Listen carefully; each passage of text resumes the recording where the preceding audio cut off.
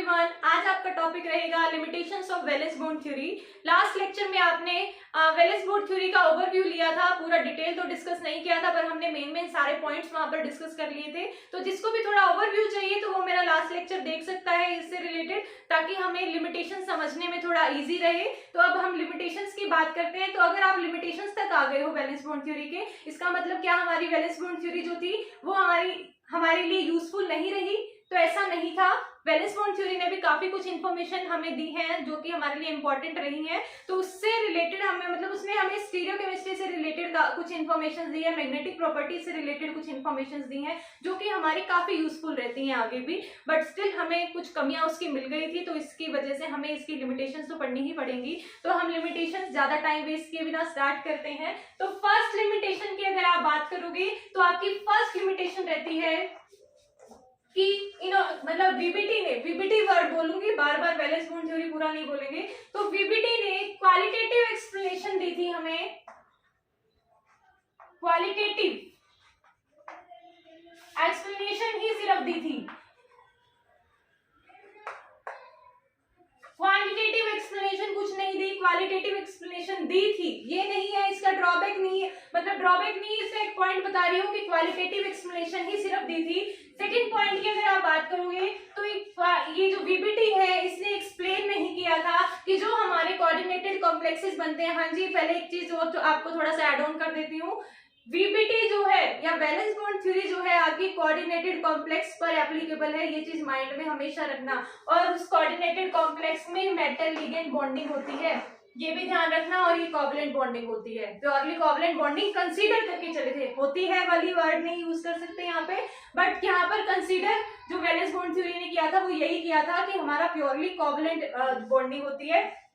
तो अब इसके सेकंड पॉइंट पे आते हैं कि वैलेंस बॉन्ड थ्योरी ने हमारा एक्सप्लेन नहीं किया था कि किस कलर के कॉम्प्लेक्सेस बनेंगे, जो कोऑर्डिनेटेड कॉम्प्लेक्स बनेंगे वो किस कलर के बनेंगे। तो कलर की अगर आप बात करो तो एक्सप्लेन नहीं किया था, कलर को के बारे में नहीं बताया था। साथ ही साथ इलेक्ट्रॉनिक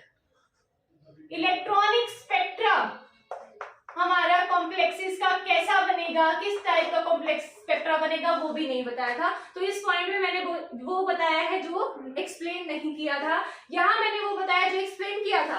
फर्स्ट पॉइंट तो हमारा क्वालिटेटिव एक्सप्लेनेशन देता है। सेकंड पॉइंट में हम क्या कह रहे हैं, कलर के बारे में नहीं बताया कोऑर्डिनेटेड कॉम्प्लेक्सेस के, और इलेक्ट्रॉनिक स्पेक्ट्रा के बारे में नहीं बताया। अब थर्ड पॉइंट अगर हम बात करें, थर्ड लिमिटेशन क्या रहेगी कि वीबीटी ने ये एक्सप्लेन नहीं किया कि कोऑर्डिनेटेड कॉम्प्लेक्स जो बनते हैं वो हाई स्पिन या लो स्पिन कॉम्प्लेक्स फॉर्म करते हैं। तो उसका बनने का रीजन क्या है, लो स्पिन और हाई स्पिन कॉम्प्लेक्सेस कैसे, आपने पढ़ा था वीबीटी में कि कुछ हमारे हाइब्रिडाइजेशन के अंदर कुछ मेटल्स जो हैं वो हमारा किसी स्टेट में लो स्पिन इनर ऑर्बिटल्स को यूज करते हैं, कुछ स्टेट्स में हमारा आउटर ऑर्बिटल्स को यूज करते हैं। किया था ना वहां पे n-1 d ऑर्बिटल्स यूज हो जाते हैं, कभी कभी हमारे nd ऑर्बिटल्स यूज हो जाते हैं हाइब्रिडाइजेशन में। फॉर एग्जांपल आप बात करो, कोऑर्डिनेशन नंबर अगर 4 चलता है तो कोऑर्डिनेशन नंबर 4 में हमारी क्या क्या हाइब्रिडाइजेशन हो सकती थी, sp3 भी हो सकता था और dsp2 हाइब्रिडाइजेशन भी हो सकती थी। इसी तरह से कोऑर्डिनेशन नंबर 6 की अगर आप बात करते हो तो sp3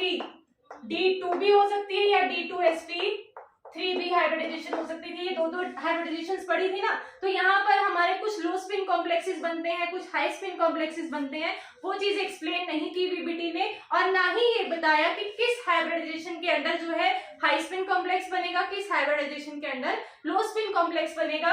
और इनफैक्ट उसने ये तक एक्सप्लेन नहीं कर, वो ये चीज तक नहीं बता पाई कि अगर मेरा कोई मेटल एटम है, कोई भी मेरा मेटल एटम है, सेम ऑक्सीडेशन स्टेट में है, पर सेम ऑक्सीडेशन स्टेट में होने के बाद किसी लिगेंड के साथ तो वो लो स्पिन कॉम्प्लेक्स बना देता है, किसी लिगेंड के साथ वो हाई स्पिन कॉम्प्लेक्स बना देता है। फॉर एग्जांपल अगर कोई भी मेरा मेटल एटम है किसी में, तो वो sp3d2 ऑक्सीडेशन स्टेट को रिप्रेजेंट करेगा, हाइब्रिडाइजेशन को रिप्रेजेंट करेगा, और किसी स्टेट में हमारा d2sp3 हाइब्रिडाइजेशन को रिप्रेजेंट करेगा। इसका मतलब क्या हुआ, मैं आपको एग्जांपल लेके समझाती हूँ कि हमारा सपोज कीजिए कॉपर है, कोबाल्ट है।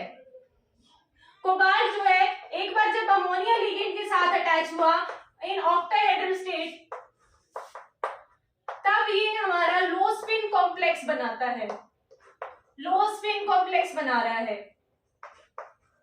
और यहाँ पर आपका कोबाल्ट की ऑक्सीडेशन स्टेट ऑक्सीडेशन स्टेट में है, बट यही कोबाल्ट जब क्लोरीन के साथ या फ्लोरीन के साथ अटैच किया जाता है, मतलब उसके साथ फ्लोरीन लिगेंड कांटेक्ट में आते हैं, तब ये हमारा आयन कॉम्प्लेक्स क्या एक्सप्लेन आगे बढ़ने वाले हैं हालांकि, बट स्टिल ये लिमिटेशंस तो नहीं ना की। तो यहाँ से हमारा थर्ड पॉइंट कवर हुआ। नेक्स्ट हम करेंगे फोर्थ लिमिटेशन क्या रहती है।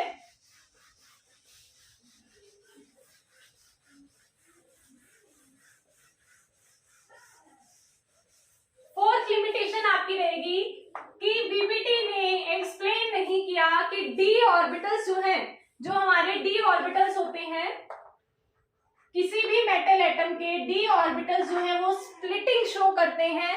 एक जैसे सपोज आपके पास 5 ऑर्बिटल्स है ना, वो पांचों ऑर्बिटल्स जो हैं वो हमारा स्प्लिट हो जाते हैं अलग अलग। तो वो स्प्लिटिंग होने का रीजन क्या है वो भी हमारा वीबीटी ने एक्सप्लेन नहीं किया।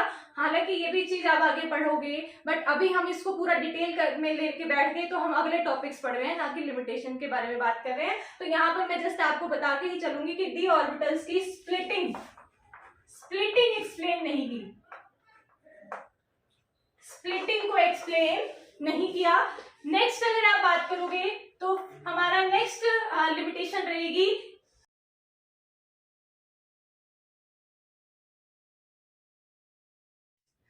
कि इसने एक्सप्लेन नहीं किया, वीबीटी ने एक्सप्लेन नहीं किया रिलेटिव स्टेबिलिटी ऑफ कॉम्प्लेक्सेस के बारे में। Relative stability of complex,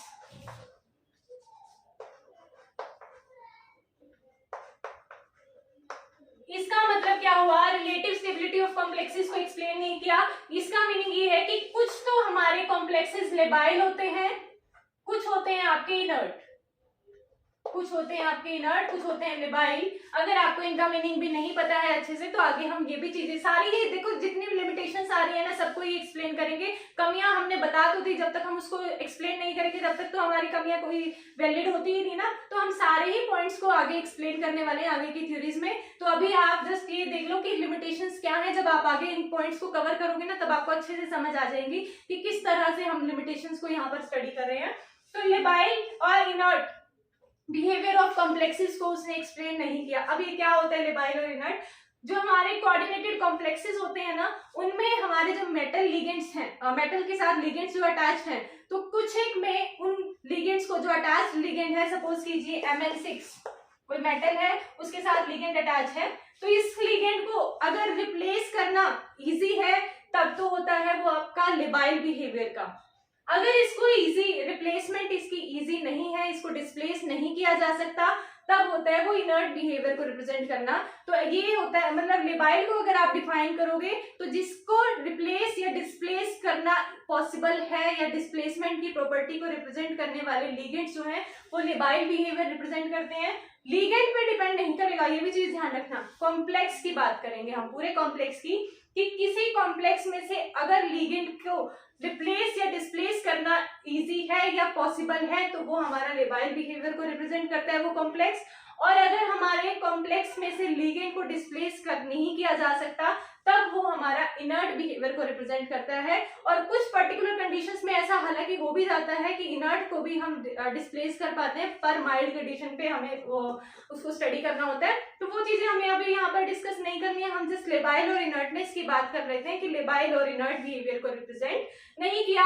for example आपका क्रोमियम जो है +3 ऑक्सीडेशन स्टेट में अगर होगा तो उस टाइम पे वो इनर्ट बिहेवियर को रिप्रेजेंट करता है, जो कि हमारा वीबीटी ने एक्सप्लेन नहीं किया। इसी तरह से कोबाल्ट भी जब +3 ऑक्सीडेशन स्टेट में ही लो स्पिन कॉम्प्लेक्स बना रहा हो तब ये भी हमारा एक इनर्ट कॉम्प्लेक्स बनाता है। तो यहाँ से ये चीज हमारी एक्सप्लेन नहीं हुई थी। और अभी जो मैंने आपको कोबाल्ट के एग्जांपल दिए थे ना, लो स्पिन कॉम्प्लेक्स और हाई स्पिन कॉम्प्लेक्स, वहां पर दोनों स्टेट में ही हमारा कोबाल्ट किस में था, +3 ऑक्सीडेशन स्टेट में था। बट यहाँ पर जो हम किसकी बात कर रहे हैं, जब कोबाल्ट +3 ऑक्सीडेशन स्टेट में इनर ऑर्बिटल बनाता है, सॉरी लो स्पिन कॉम्प्लेक्स बनाता है, तब हम बात कर रहे हैं कि ये हमारा इनर्ट बिहेवियर को रिप्रेजेंट करता है। नेक्स्ट लिमिटेशन क्या रहेगी, 6th हमारी है कि वैलेंस बॉन्ड थ्योरी ने ये एक्सप्लेन नहीं किया कि मैग्नेटिक मूवमेंट कॉम्प्लेक्सेस की वेरी करती है टेम्परेचर के साथ। Magnetic movement varies with temperature, varies with temperature. Means क्या, अगर मैं किसी भी कॉम्प्लेक्स का टेम्परेचर चेंज कर देती हूँ तो उसके मैग्नेटिक मूवमेंट की वैल्यू भी चेंज हो जाएगी। ये भी चीज एक्सप्लेन नहीं की थी वैलेंस बॉन्ड थ्योरी ने। और नेक्स्ट अगर लिमिटेशन की आप बात करो, जो कि बहुत इंपॉर्टेंट है, एक्सप्लेन करने वाली हूँ। क्या वैलेंस बॉन्ड थ्योरी ने एक्सप्लेन नहीं किया कि कोई भी एलिमेंट कोई भी कॉम्प्लेक्स, देखो दोबारा ही बता देती हूँ कि वैलेंस बॉन्ड थ्योरी ने हमारा कौन सा है, ये लिमिटेशन 7 पॉइंट है, तो इसमें हमारा क्या इन्होंने एक्सप्लेन नहीं किया कि कोई भी, सपोज आप कोऑर्डिनेशन नंबर 4 का एग्जांपल ले लो, कोऑर्डिनेशन नंबर 4, और मैंने आपको लास्ट लेक्चर में बताया था कि कोऑर्डिनेशन नंबर 4 में हमारी हाइब्रिडाइजेशन की दो पॉसिबिलिटीज हो सकती हैं। क्या क्या थी वो, sp3 पॉसिबिलिटी भी है हमारी हाइब्रिडाइजेशन की, और साथ के साथ एक क्या थी, dsp2 हाइब्रिडाइजेशन भी हो सकती है। तो वैलेंस बॉन्ड थ्योरी ने एक्सप्लेन नहीं किया कि कब हमारा sp3 हाइब्रिडाइजेशन में जाएगा कोई भी मेटल एटम, और कब हमारा dsp2 हाइब्रिडाइजेशन को रिप्रेजेंट करेगा। या फिर ये है सेम चीज आप इस फॉर्म में भी कह सकते हो कि ये चीज लो स्पिन या हाई स्पिन कॉम्प्लेक्स बनाने वाली थ्योरीज को एक्सप्लेन या टर्म्स को एक्सप्लेन इन्होंने नहीं किया था। और इस चीज को एक्सप्लेन करने के लिए मैग्नेटिक मूवमेंट वैल्यूज का पता होना सबसे ज्यादा इंपॉर्टेंट है कि कोई भी कॉम्प्लेक्स अगर है वो sp3 हाइब्रिडाइजेशन में कब जाएगा, क्योंकि हम रेफरेंस मान के चल रहे हैं अभी के लिए कि कोऑर्डिनेशन नंबर 4 का एग्जांपल लेके चल रहे हैं। तो कोऑर्डिनेशन नंबर 4 में sp3 में जाएगा या dsp2 में जाएगा, ये पूरी तरह से किस पे डिपेंड करता है, मैग्नेटिक मूवमेंट वैल्यूज पे। मैग्नेटिक मूवमेंट वैल्यूज पे कैसे, देखो मैं आपको एग्जांपल देके समझाती हूँ। मूवमेंट, अब इसको हम कैसे समझेंगे, सपोज कीजिए हम एग्जांपल लेते हैं निकेल का, जो कि हमारा +2 ऑक्सीडेशन स्टेट में है। निकेल अगर +2 ऑक्सीडेशन स्टेट में है, तब इसका अगर इलेक्ट्रॉनिक कॉन्फ़िगरेशन की बात की जाए तो इलेक्ट्रॉनिक कॉन्फ़िगरेशन होती है 3d8। तो इसका मतलब d के 3d में हमारे 8 इलेक्ट्रॉन्स हैं, तो 8 इलेक्ट्रॉन्स है तो d के कितने ऑर्बिटल्स होते हैं आपके, 5, 1 2 3 4 5। तो यहाँ हमारे 8 इलेक्ट्रॉन हमने फिल करने हैं, तो देखिए 1 2 3 4 5 6 7 8। तो यहाँ पर आपके 3 तो है पेयर्ड इलेक्ट्रॉन्स के पेयर हैं और 2 हमारे सिंगली ऑक्यूपाइड इलेक्ट्रॉन्स हैं। तो यहाँ इसके बाद अगर आप बात करोगे तो यहाँ आपका आ जाएगा 4s और ये होगा आपका 4p और ये है आपका 3d। अब बात करते हैं कि हम sp3 कॉन्फ़िगरेशन अगर मान के चलें कि जो भी हमारा मेटल एटम है, जो भी क्या, तो एक एग्जांपल ही दिया है हमने, निकेल मेटल एटम जो है हमारा, तो निकेल अगर sp3 हाइब्रिडाइजेशन फॉलो करना चाहता है तो यहाँ पे इसके पास s ऑर्बिटल और p ऑर्बिटल्स तीनों खाली हैं, तो ये यहाँ से sp3 हाइब्रिडाइजेशन में जा सकता है इजीली। तो तीनों इसके p के यूज हो जाएंगे और एक आपका s का यूज हो जाएगा। ये क्या रिप्रेजेंट करेगा, sp3 हाइब्रिडाइजेशन। बट इसमें क्या चीज हमने नोटिस की कि इसमें 2 अनपेयर्ड इलेक्ट्रॉन रह गए, और जहां पर भी अनपेयर्ड इलेक्ट्रॉन होते हैं तो वो हमारा पैरामैग्नेटिक बिहेवियर रिप्रेजेंट करता है, पैरामैग्नेटिक बिहेवियर रिप्रेजेंट करता है। तो यहाँ से हमें क्या पता चला कि जब अनपेयर्ड इलेक्ट्रॉन्स थे तो ये पैरामैग्नेटिक बिहेवियर रिप्रेजेंट कर रहा है। अगर निकेल मेटल कॉम्प्लेक्स जो है वो अगर पैरामैग्नेटिक बिहेवियर का है या उसकी मैग्नेटिक मूवमेंट वैल्यूज हाई है, तब मेरा डेफिनेटली निकेल sp3 हाइब्रिडाइजेशन के अंडर ही जा रहा होगा। समझ आया। अब उसके बाद सेम हम एग्जांपल लेते हैं कि निकेल जो है dsp2 हाइब्रिडाइजेशन में किसी कॉम्प्लेक्स में जा रहा है। सपोज कीजिए dsp2 हाइब्रिडाइजेशन के अंडर जा रहा है, तो अब उसको क्या चाहिए, एक d का चाहिए, एक s चाहिए, 2 p चाहिए। तो यहाँ उसके पास s और p तो खाली है बट d खाली नहीं है, तो d ऑर्बिटल को इसको खाली करने के लिए क्या करना पड़ेगा, इस इलेक्ट्रॉन को यहाँ पर शिफ्ट करना पड़ेगा। और जब ये इलेक्ट्रॉन यहाँ पर शिफ्ट होगा तो ये वाला ऑर्बिटल खाली हो जाएगा और ये यहाँ पर पेयरिंग कर जाएंगे, और पेयरिंग करेंगे तो एक d का यूज होगा, एक s का, और 2 यहाँ पर होंगे p के यूज। इसी तरह से होगा ना, एक d ऑर्बिटल, एक आपका s ऑर्बिटल, 2 आपके p ऑर्बिटल्स यूज होंगे, और यहाँ पर आपका dsp2 हाइब्रिडाइजेशन आ जाएगी। dsp2 हाइब्रिडाइजेशन आने के बाद अब ये देखिए, क्या यहाँ पर अब कोई अनपेयर्ड इलेक्ट्रॉन है, यहाँ कोई अनपेयर्ड इलेक्ट्रॉन नहीं है, सारे हमारे पेयर्ड इलेक्ट्रॉन्स हैं। और अगर सारे यहाँ पर पेयर्ड इलेक्ट्रॉन्स हैं तो ये कैसा बिहेवियर रिप्रेजेंट कर रहा है, डायमैग्नेटिक बिहेवियर।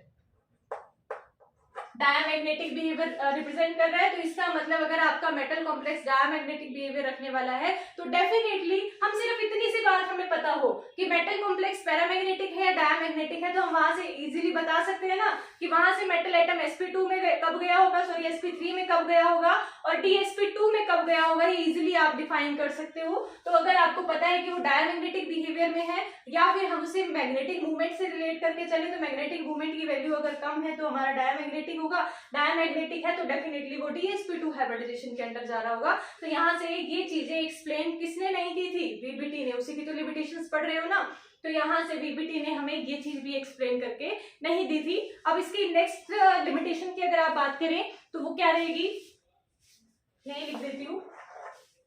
नेक्स्ट उसने ये चीज एक्सप्लेन नहीं की कि जब मेरा वाटर या हेलोजन्स, वाटर या हेलोजन्स जो हैं जब भी एज ए लिगेंड बिहेव करते हैं तो वो हमेशा हाई स्पिन कॉम्प्लेक्सेस ही क्यों बनाते हैं, हाई स्पिन कॉम्प्लेक्सेस ही क्यों बनाते हैं। उस और साथ ही साथ साइनाइड जो है, साइनाइड जब भी एज ए लिगेंड बिहेव करता है तब वो हमेशा लो स्पिन कॉम्प्लेक्स ही क्यों बनाते हैं। ये चीज आप आगे पढ़ोगे, बट यहाँ ये चीज हमें हेलोजन्स ने, सॉरी वीबीटी ने तो नहीं बताई ना कि जो हमारे वाटर है और जितने भी हमारे हेलोजन्स हैं वो जब भी एज ए लिगेंड बिहेव करते हैं किसी भी मेटल के साथ तब वो हाई स्पिन कॉम्प्लेक्सेस ही क्यों बनाते हैं, और जो आपका साइनाइड है वो जब भी एज ए लिगेंड बिहेव करता है तो वो लो स्पिन कॉम्प्लेक्सेस ही क्यों बनाता है। ये चीज एक्सप्लेन नहीं की थी वीबीटी ने, तो ये भी आपकी एक एज ए लिमिटेशन ही कंसीडर की जाएगी। तो आपकी लिमिटेशंस हो गई है कंप्लीट वैलेंस बॉन्ड थ्योरी की। आगे हम नेक्स्ट टॉपिक में करेंगे क्रिस्टल फील्ड थ्योरी स्टार्ट। तो यहाँ तक आपका ये लेक्चर रहेगा। अगर आपको लेक्चर अच्छे लगते हैं तो channel like share and subscribe जरूर करा कीजिए, इससे हमें मोटिवेशन मिलती है। डेली बोल रही हूँ बट ये सच में बहुत अच्छा लगता है, अगर आप लाइक कर रहे हो तो हमें पता चलता है कि आप हमारा लेक्चर पूरा देख रहे हो, जिससे कि ये मोटिवेशन रहती है कि हाँ बच्चे इंटरेस्ट दिखा रहे हैं, हमें करने का और मन करता है फिर। तो थैंक यू, आज का लेक्चर आपका यहीं तक रहेगा, बाकी हम नेक्स्ट लेक्चर में करेंगे।